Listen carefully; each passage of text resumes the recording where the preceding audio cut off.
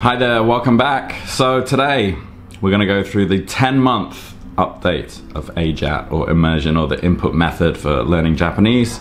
Now, I didn't think there'd be much difference from 9 months, but there have actually been quite a few changes and quite a few things that have happened, and I've written them down in a list here, so I'm just going to go through it and hopefully you can take something from it. I was originally only going to do like 6 months, 9 months, 12, and then 18, but some of you have asked, you know, give me 10 months.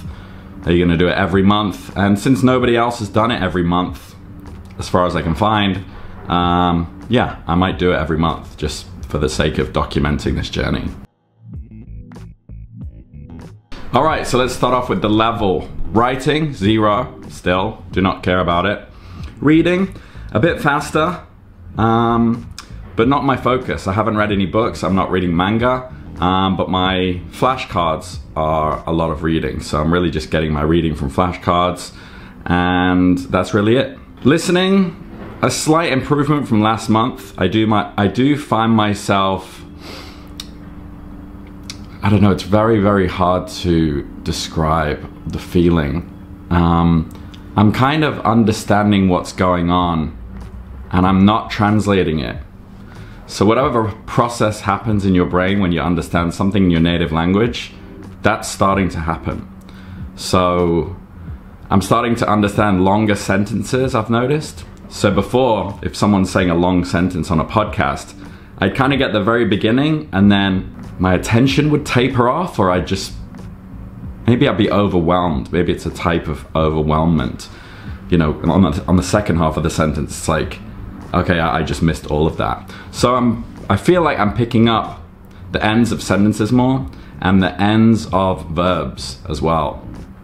I'm getting more familiar with the, you know, the passive, the potential, the volitional forms of verbs, and like hearing them. Not that I'm thinking those meta grammatical words in my head at the time. Basically, I'm just starting to hear things that I wasn't really hearing a month ago. Speaking, 0. But as I said in my last video, I am able to output better in text form, and it's something I'm gonna start practicing. So I mentioned that. I did that with Chinese, if I remember. The way I did that bridge from input to output is I went input, text output, speaking output. And the text output allows you to build sentences in your own time. And you're not speaking them out, so you're not, you know, playing with you're not, you know, speaking too early and about to ruin your accent, if that's what you're going for. So I think that's a good bridge. Start texting first, start making sentences on your phone or whatever with AI or with real people. And I'm starting to do that. And it is quite hard, but I feel like with a bit of practice, it will get easier very quickly. I think this will also seep into sentence mining. For example, now I'm gonna start thinking about things I really wanna say, conversations I genuinely have in my own language regularly, which is gonna be things I'm interested in, or when I'm doing the things that I regularly do in my life and I'm communicating in English, how can I say that in Japanese? So outside of sentence mining from content, I'm also gonna start thinking about, what do I actually want to say, and can I say it, or can I type it, can I text it? And if I can't, then that's going to go in the sentence bank as well. I realize that probably in your day-to-day life or socializing, you probably tend to talk about the same things and you probably say the same stuff regularly. So I think that's going to be my next step. I'm going to start incorporating that into my flashcards. Things I actually want to say. But I think the vast majority will still be content. All right, so a few adjustments. Right after my last video, I did post on my communities tab there that I had gotten rid of basically half of those flashcard decks I had. So I had Genki 1 and 2, and the reason I got those was to just kind of solidify grammar, because I was having issues with just not understanding any grammar, or it just not sinking in. So I used that flashcard deck just to make sure I had a grounding on basic grammar. And it did help a bit, but I ended up just deleting them. I also had I think it's Tabira, it's like an intermediate grammar book flashcard deck. And then I checked that out and it was just vocabulary words. So then I deleted that. So now my decks are currently my own deck, my mining deck, which is going to be on 5,000 cards in, I think, 8 days. So that's a good milestone. That's literally the halfway point as far as sentences go, because I did mention in the last video, I think I might be 2 months behind, but I have gone up to 22 words a day, which should carry me over to 10,000 by the 18-month mark. So looking forward to that. September's going to be a big milestone. What else? Oh, I have gone into just using again and hard buttons. So I got that piece of advice from some blogs and also from Brit versus Japan. And while I am seeing, I think, more cards, or I was in the beginning, the reviews are faster. So I was actually using all of the buttons and hitting easy a lot. I was getting up to, you know, 2 hours a day flashcarding. Now I feel like sometimes the cards are more, but it's like 1.5 hours. So you can see my stats there on the screen, and you can see that it's slowly starting to dip. So I started using again in hard mode probably about 3 to 4 weeks ago. So you can see it kind of went up and now it's dipping, and the relearning cards have got significantly less. However, I will say this, my mature cards have gotten down to 63%. Now, people say you should have mature cards on about 75%, 75% retention, but I think it's misleading because I do get through my cards quicker. I do have less again cards. So when I look at my daily stats, I am remembering 80% of the words, and I am only having about 17 to 20% cards that I'm looking at again. So I'm judging it by that. Basically every day my stats are 80%. And I think what's happening is saying that the mature cards are the cards that you actually really know is a bit misleading. I do think now, after following this method of only using again and hard buttons, that I do know a lot more of the young cards as well. So I think I am actually higher in my retention. I don't think the 63% of mature cards is actually accurate. I think I retain a lot more than 60%. And the way I judge that is every day, those statistics at the top there are around about 80%, which is how I set up my retention settings last month. So what have I watched? Currently, I've only watched 2 animes. So I'm trying to get through 1 a day, but sometimes I don't have time on the weekends. But as you can see here, I watched I watched Tsurezure Children, which was kind of boring. The reason I watched that as my first anime is episodes are only 12 minutes long. So if you're looking for a first anime that's rated 3 out of 10 on easiness on this JPDB. So I wanted the easy one. And then I watched Karakai Jozu no Kagi-san, which is another kind of school-based. Tsurezure Children is kind of about like high school romances.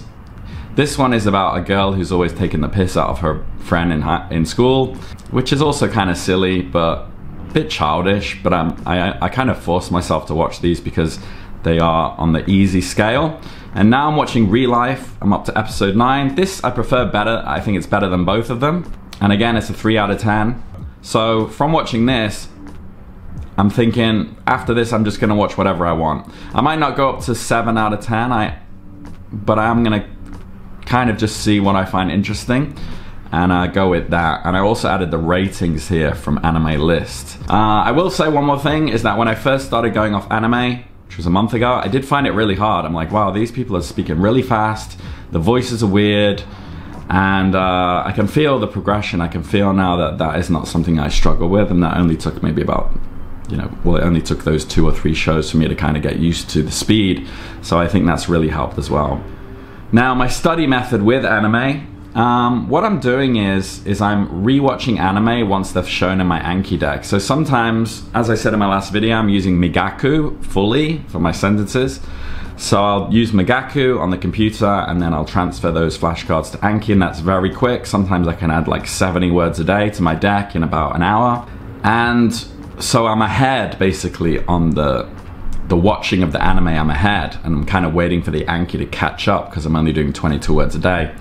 So when it catches up and I start seeing the next anime that I've sentenced mine from, I'll then watch at night the anime that I mined sentences from before, and I'll just watch it straight through, and I'll see what I can understand. And that's been quite rewarding, because you do realize straight away, oh, there was a time just a few weeks ago where I didn't understand any of this, and now I understand most of it. So that's a good feeling, and that's a good way to study, I think.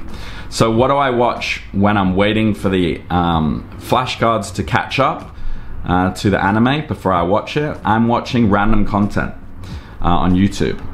So for example, if that's not clear enough, let's say I start watching an anime like Real Life. I start mining it every day and going through each episode very slowly. So I'm adding cards to my deck. While I'm waiting for those cards to become mature in my deck, or at least young, or at least I've seen them all, I'll watch random content. And then when I've seen them all in the Anki deck, I'll then watch that series straight through.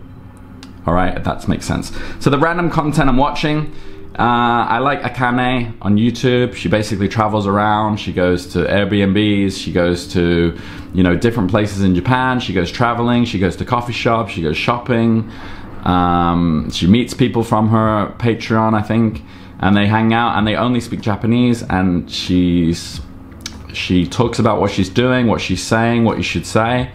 And it's normal speed, and it's easy to understand, so I like watching her.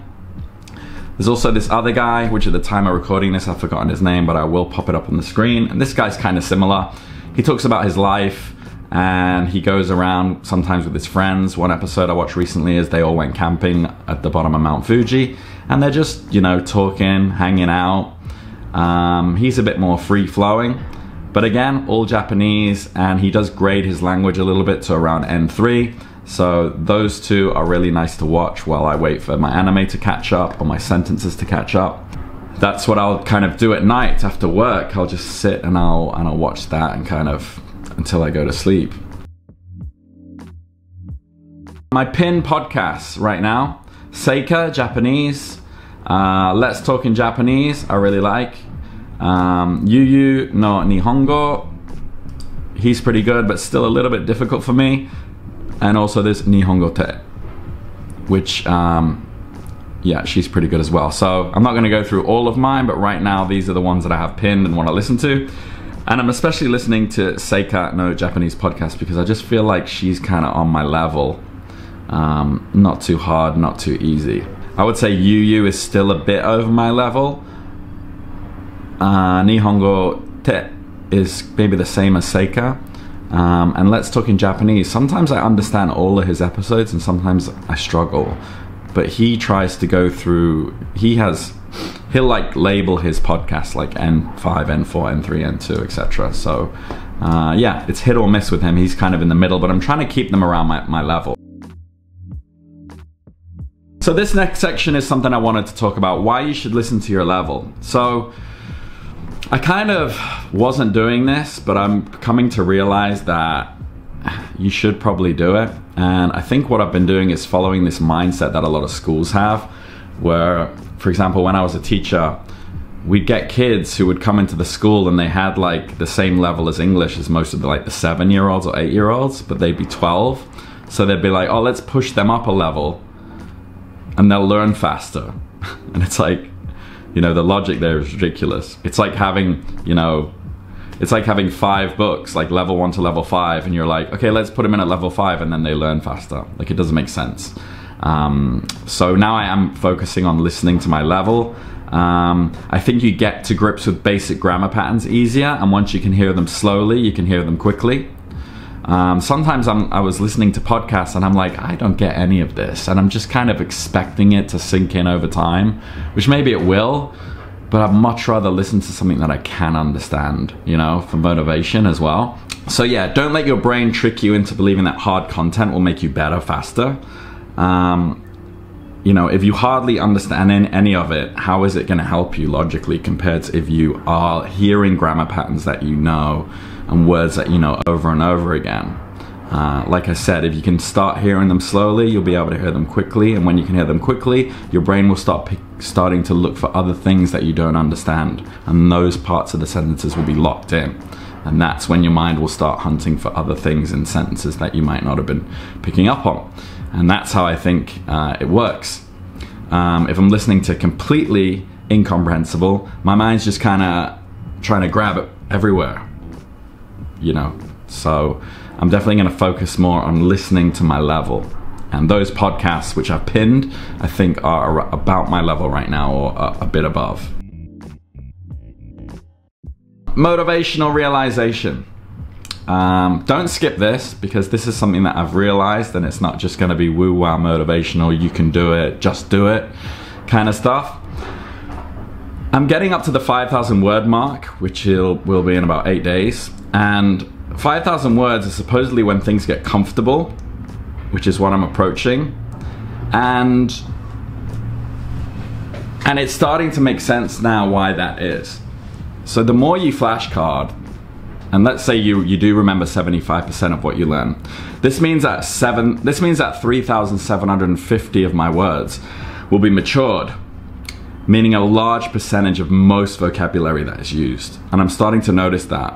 So when you learn 2,000 words, you might only know 1,500. And so if I listen to content that I was listening to 2,000 words ago, it's easy. Like the N4, N5 Spotify channels, they're easy. So 2,000 words from now, the 5,000 words channels will be easy, right? At 10,000 words from now, or 10,000 total, I'll have 8,000 words locked in, or 7,500 locked in, matured in your brain, as long as you keep inputting, of course. So that's why I like to take stock every 2,000 words or so every 3 months, even though I've just said I'm going to make a video every month. I don't think people are going to take away that much if I do it every month, as much as if I did it every 3 months. Because every 3 months is about 2,000 words, right? 30 days, 20 words a day, 6, 12, 18, you know, 1,800, 2,000. So every 3 months, I think, is when I really feel something, like I feel progression. So as far as progression goes with this video, I don't feel that much progression. It has only been a month, but I did want to make the video because there have been some realizations and changes and bits of advice and that I think have value, and just to let you know what I'm doing. And if you want to follow along, you can. And again, try not to focus on the days, focus on the months. The days, you know, I woke up today, it's Monday, I'm gonna do this stuff every single day, again, like I've been doing for the past 10 months. And every day when I stop and I think, am I learning? Am I getting any better? You can't feel it. But you try not to dwell on that thought, okay? You're just kind of in the trenches and you're just trucking along no matter what, with faith that in 3 months, you look back, you'll be better. The days are long, the years are short, as they say. So that's all. That's my update for 10 months. If you have any questions, drop them down below. If I've missed anything, you know, feel free and I'll get back to you. All right, see you on the next one.